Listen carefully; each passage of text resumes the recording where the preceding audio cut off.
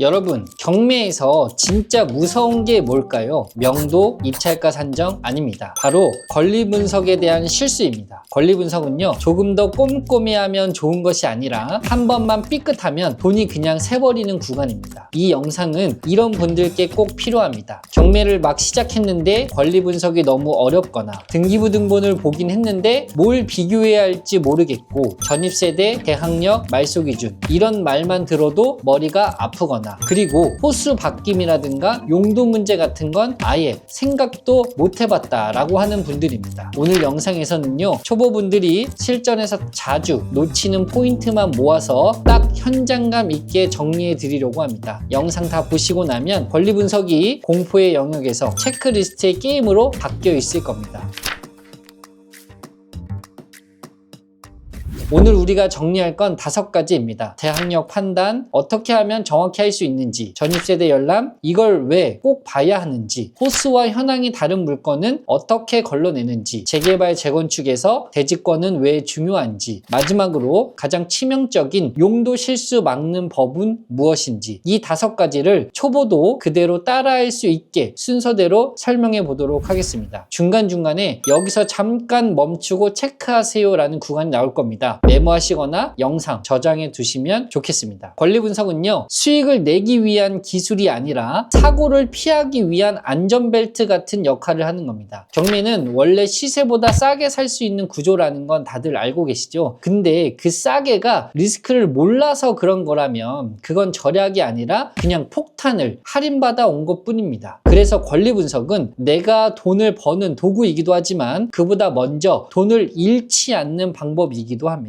이제 본격적으로 들어가 보겠습니다. 초보가 가장 많이 하는 실수 영역, 바로 임차인의 대항력입니다. 대항력이라는 건요, 이 사람이 여기서 실제로 보증금을 임대인에게 주고 살고 있다는 걸 법적으로 인정해 준다는 의미입니다. 근데 여기서 많은 분들이 착각하는 게 세대주 전입일만 보고 판단하는 겁니다. 여기서 한 줄만 꼭 기억하세요. 대항력은 세대주가 아니라 세대 전체를 보셔야 합니다. 배우자, 자녀, 가족, 동거인 세대 중 누가 가장 먼저 전입했는지가 핵심입니다. 세대주가 늦게 들어왔어도 그 전에 다른 세대원이 먼저 들어왔다면 대항력이 생길 수 있습니다. 그래서 세대주 전입일만 보면 큰일 납니다. 그럼 이렇게 질문하실 수 있습니다. 그럼 나는 뭘 봐야 되느냐? 이 2가지만 보시면 됩니다. 최초 전입자의 전입일자, 그 날짜가 말소기준보다 빠른지 느린지, 이 비교가 핵심입니다. 말소기준이라는 단어 좀 낯설게 느껴지시나요? 쉽게 정리해 보겠습니다. 말소기준은요, 경매에서 기준이 되는 가장 앞선 권리 날짜입니다. 우리는 이 날짜랑 전입일이 빠른지 늦은지를 비교하는 겁니다. 전입일이 더 빠르면 보호받을 수 있고 전입일이 늦으면 보호받기 어렵습니다. 여기서 중요한 건 전입과 점유가 같이 있어야 한다는 것이죠. 전입세대 열람 한 번쯤 들어보셨죠? 이걸 왜 보냐면요, 기본 서류만 보면 세대주 정보만 나오는 경우가 많거든요. 그래서 저는 권리 분석을 이렇게 순서화합니다. 매각물건 명세서, 현황조사서에서 점유자나 임차인에 관한 정보를 체크, 주민센터 가서 전입세대 열람을 받아서 세대 구성과 전입일 확인을 합니다. 여기서 꼭 보셔야 하는 게 있습니다. 세대원 중 가장 빠른 전입일, 동거인이 있으면 그 전입일까지. 전입세대 열람은요, 수천만 원을 지켜주는 마지막 확정 버튼이라고 꼭 생각하셔야 됩니다. 말소기준 날짜 먼저 확인한다. 그리고 전입세대 열람으로 최초 전입자를 찾는다. 전입일과 말소기준 날짜를 비교한다. 세대주만 보지 말고 세대원, 동거인까지 확인한다. 이 4줄이면 대항력 판단은 OK입니다. 이번에는 많은 분들이 아예 인지하지 못하는 부분인데요, 바로 호수에 관한 불일치입니다. 서류상 A 호수로 나와 있는데 실제 현장은 B 호수로 쓰고 있는 경우 은근히 많이 있습니다. 이게 왜 위험하냐면요, 내가 조사한 대상이 다른 집이 되어버린다는 겁니다. 그래서 꼭 이렇게 하셔야 합니다. 입찰 전에 서류에서 현장에서 꼭 호수가 일치하는지 현황을 꼭 체크하시고 낙찰 후엔 주민센터에 가서 건축물 현황도로 재확인을 할 수 있습니다. 이건 수익률의 문제가 아니라 전혀 다른 물건을 낙찰받을 수도 있는 상황이 될 수 있습니다. 초보분들은 아직 안 할 수도 있지만 나중에 큰 리스크를 막기 위해 꼭 알아두셔야 합니다. 재개발, 재건축 물건은 집만 사는 게 아니라 땅 지분까지 같이 보는 게임입니다. 대지 대지권이 표시되어 있다고 끝이 아니라 그 비율이 얼마나 되는지가 중요합니다. 이게 감정평가나 조합 분양 기준에도 영향을 주기 때문입니다. 권리가액이 낮으면 분양을 못 받고 청산을 당할 수도 있습니다. 등기부 등본에 나온 대지권 비율을 참고하고 전체 대지 기준으로 꼭 다시 계산하는 습관을 들이세요. 자, 이제 오늘 내용 중 가장 중요한 파트입니다. 초보분들이 가장 많이 놓치고 한번 실수하면 끝장나는 바로 용도 확인입니다. 겉으로는 주택처럼 보여도 실제로는 사무소 또는 소매점 같은 근린생활시설일 수 있습니다. 이런 물건을 주택인 줄 알고 입찰했다? 그랬을 경우에는 취득세율도 달라지고 부가세가 붙을 수 있고 불법 용도면 이해강제금까지 나올 수 있고 무엇보다 매도가 어려워질 수 있습니다. 그래서 꼭 기억하셔야 합니다. 건축물 대장 확인은 선택이 아니라 필수입니다. 경매든 매매든 주택을 산다면 무조건 건축물 대장을 습관처럼 확인하셔야 합니다. 겉보기만 주택이라고 판단하지 말기, 그리고 건축물 대장으로 정확한 용도를 확인하기, 용도에 관한 실수는 매도와 세금에 직격탄이 됩니다. 이 세 줄입니다. 오늘 내용 전체를 한번 체크리스트로 정리해 보겠습니다. 말소 기준 날짜 먼저 잡아보기, 임차인 대항력은 세대 전체 기준으로 한 번 더 확인하기, 전입세대 열람으로 최초 전입자 확인하기, 공고인 전입일도 반드시 체크하기, 호수와 현황 불일치 가능성이 있는지 확인하기, 재개발 재건축은 대지권 비율 꼭 확인하기, 그리고 마지막으로 건축물 대장으로 용도 확인하기입니다. 이 내용만 지켜도 초보분들도 큰 손해는 대부분 막을 수 있습니다. 경매는요, 아는 만큼 벌기도 하지만 진짜와 현실은 아는 만큼 잃지 않는 것이 더 가깝습니다. 권리분석 귀찮을 수 있습니다. 서류도 여러 개 봐야 되고 주민센터도 가야 하고, 근데 그 귀찮음이 내 돈을 지키는 진짜 비용입니다. 오늘 영상 도움 되셨다면 저장해 두셨다가 실제 입찰 전에 다시 한번 꼭 보시고 다음 영상에서 또 뵙겠습니다. 양쌤이었습니다.